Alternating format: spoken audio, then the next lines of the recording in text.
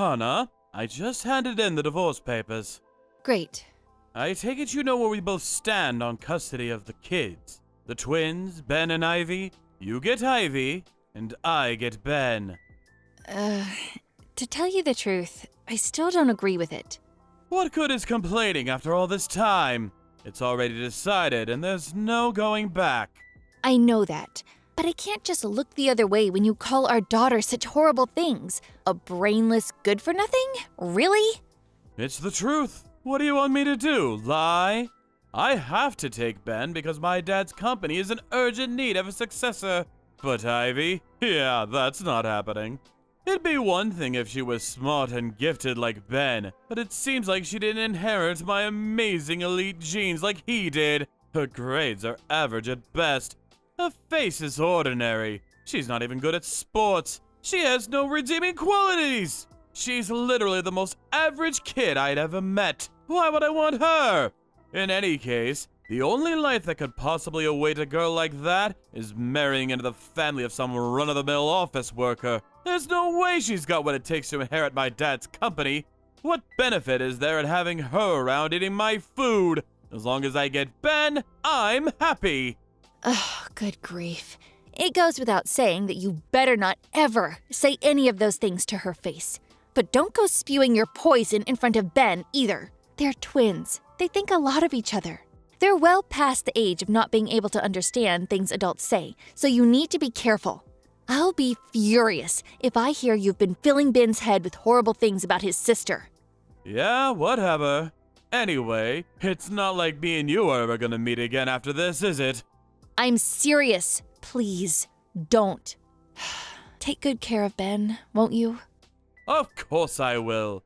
I don't need you to tell me. He's gonna get an elite education and make tons of money, you'll see. Benny boy is going places. It's not that I don't understand you wanting those things for him, but please make sure you let him do the stuff he wants to do sometimes too, okay? Yeah, whatever. I guess this is it then. Yeah. Bye.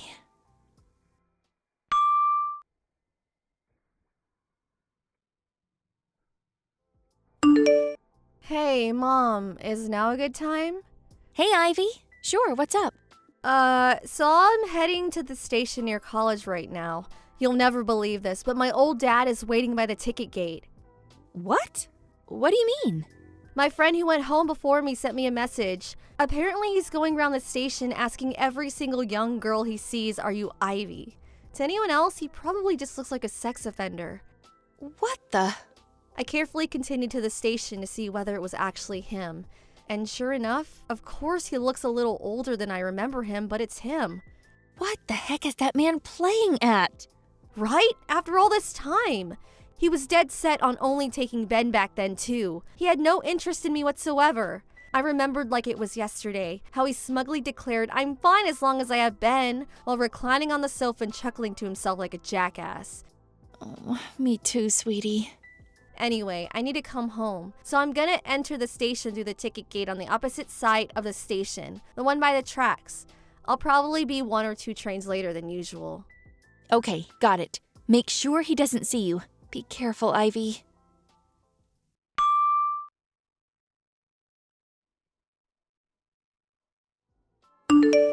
Hello, Hannah. It's been a while. It's me, Gary. We need to talk. We do? Yes, we do. So it's like this, see? About a week ago.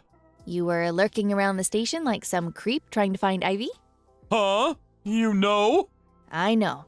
You were running around approaching every girl who looked like they might be under 25 asking if they were Ivy, weren't you? One of the girls you approached was Ivy's friend. Thankfully, she messaged her immediately with a warning to avoid the area.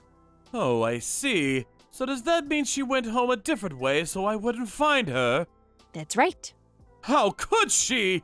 I went out of my way to try to find her. We could have finally been reunited. I'm her father, damn it! This makes no sense. Did you forget everything that happened back then? Huh? The reason we divorced in the first place is because Ben was the only child who existed in yours and your dad's eyes. On the rare occasion you actually acknowledged mine and Ivy's existences, you treated us like dirt. Your face practically lit up when I suggested divorce, and you had the papers signed and handed in before the day was up.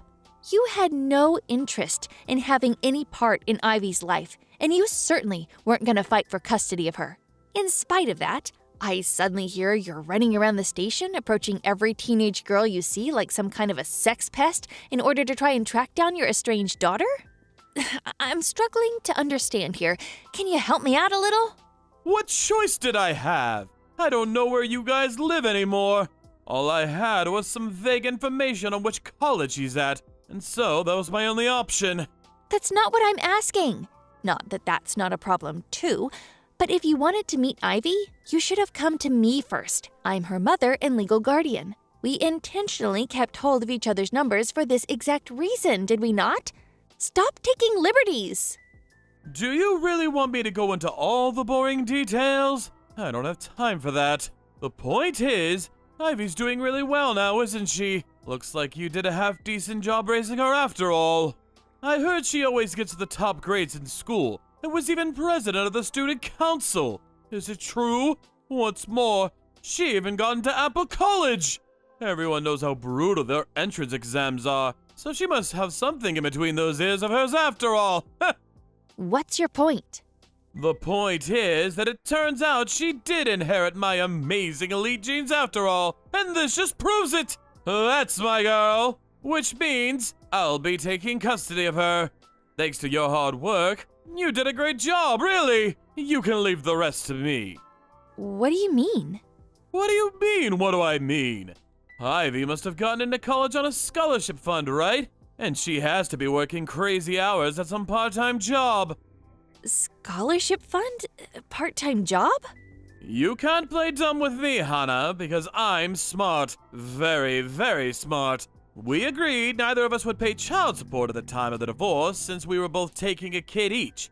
But unlike me, who was always working, and at a pretty good company at that, you were a stay-at-home housewife until the divorce. Even if you did manage to find a job after the split, your salary would have likely been average at best, realistically speaking. Now thinking about it logically, the only way Ivy could afford to go to Apple College despite being raised by a poverty-stricken single mother like you is through some kind of scholarship fund or job. Am I right? Or am I right? What happened to all that stuff you said about Ben? Huh? You used to always say you'd be happy as long as you had Ben. What happened to that? That kid. He was a complete disappointment. What? He betrayed my expectations in the most pathetic, cowardly way. He ran away as soon as he graduated high school, in the middle of the night, no less. Pfft, I have no idea where he is now. Are you even gonna bother looking for him? I was so disappointed I didn't feel like wasting my time trying. I decided to wait for him to come back and apologize before considering forgiveness. Not gonna lie, that hurt. I was pretty dejected. But right around the same time, I got word of what a high achiever Ivy was turning out to be. I thought it could only be fate, which is why I'm doing whatever I can to find her as quickly as I can. With me raising her, she won't have to waste her time working some crummy job or relying on scholarship money to study. I'm exactly what she needs right now. Oh yeah, my dad changed his mind. He's ready to let her be the successor to his company now. Gary, do you even know which faculty at Apple College Ivy is studying at? Huh? The legal faculty. What? Wasn't she majoring in economics? She decided she wanted to be a lawyer and went to college to study law instead. A lawyer? No, she will not be a lawyer. Starting next year, we'll transfer her to the Faculty of Economics. Contact the college and have them initiate the procedures now! Why? Because she has to inherit my dad's company. She can't do that if she's a frickin' lawyer. She has to learn economics. There's no other option. Oh, so that's why. Huh? You were trying to force that on Ben, too, weren't you? Forcing? A father's authority is final! He has no right to disobey my command, and learning economics is an essential requirement of inheriting my dad's company. You should be careful how you speak to me. Do you have any interest in what Ben himself wants to do with his life? Do you even know what that is? Huh? Your son wants to be a chef. A chef? You do know how much he loves cooking, don't you? Oh yeah, I remember catching him wearing that stupid hat a while back. That stuff's for pansies! I told him how shameful his stupid effeminate behavior was and banned him from embarrassing me by ever doing it again. I know. That's why he ran away in the night. Huh? Ever since he graduated high school, he's been working part-time to save up money to go to a specialist culinary arts college. He's set to start studying there next April.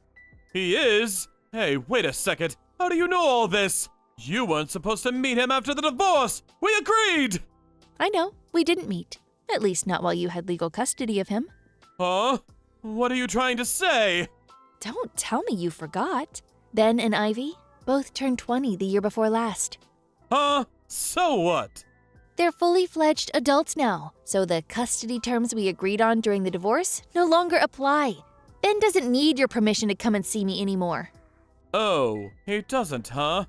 Which is why he came to see me, just yesterday in fact. Wait a sec! How did he know where you live?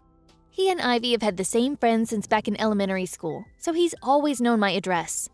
How dare you! You've all been conspiring behind my back this whole time! Ben told me all sorts of things. For example, how you temporarily became president of your dad's company. But were too much of an incompetent moron to run it properly, and your aged dad was forced to take the reins again before he ended up in the red or going bankrupt. By some miracle, you're still hanging on to the managerial position by a thread, but your dad swore you'd never be president again. Then, to make matters worse, Ben, who'd he'd been grooming to be his successor, decided he wanted to be a chef instead and pulled a disappearing act. The only reason you're trying to track down Ivy now is because you're out of candidates to inherit the company, isn't it? If you're such an expert on the situation, why don't you just hand her over already?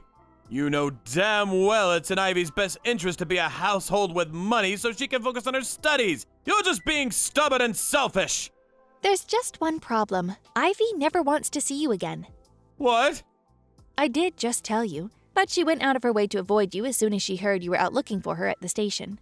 You can think of that as her response to your proposal.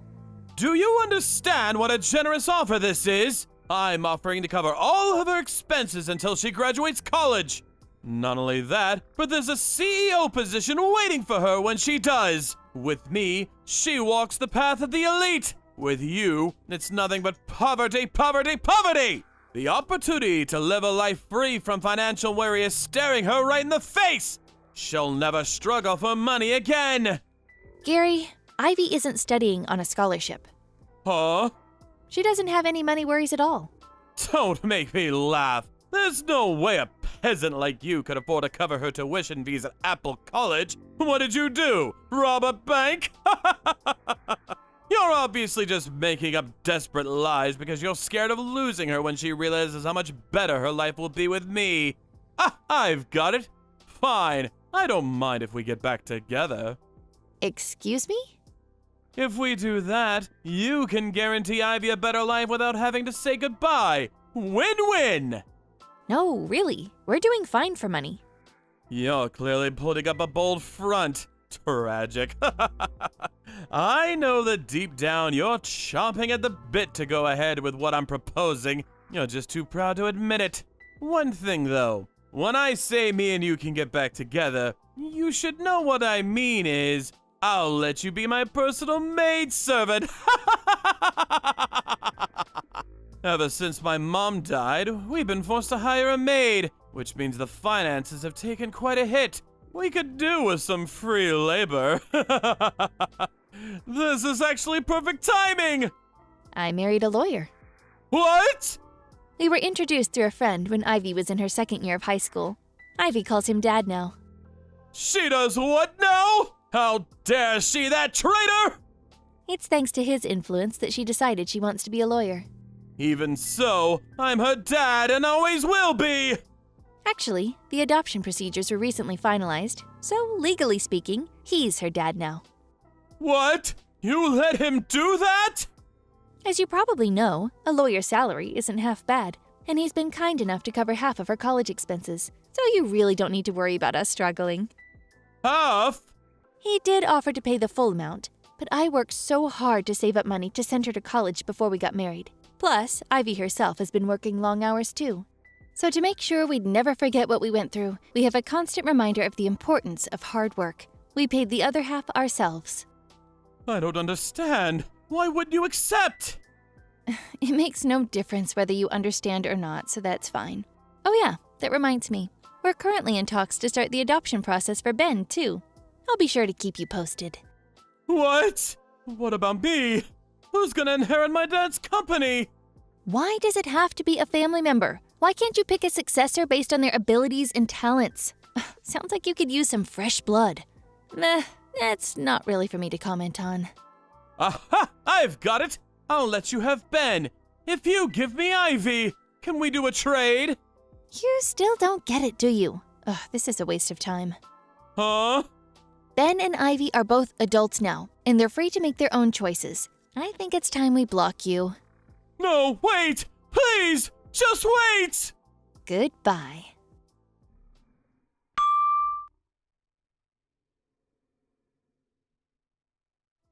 I heard through a friend a few days later. Apparently, Gary's dad told him that if he didn't come home with either Ben or Ivy to inherit the company, he'd lose his managerial position and be demoted to a regular employee. After I blocked him, he went on the offensive with Ivy. Once again, he was sighted approaching young girls at the station, but this time around, he was swiftly reported to the police and arrested. My husband, the lawyer, decided it was time to take action. He had a restraining order put out against Gary, banning him from ever coming near any of us again. A year later, Gary's dad's company went bankrupt. Apparently, word of one of the managers being arrested for harassing young women in public played a part in the stock price hitting an all-time low and the company's subsequent collapse. Both Gary and his dad worked like dogs to pay off the debt they took on in a desperate last-ditch attempt to save the sinking ship.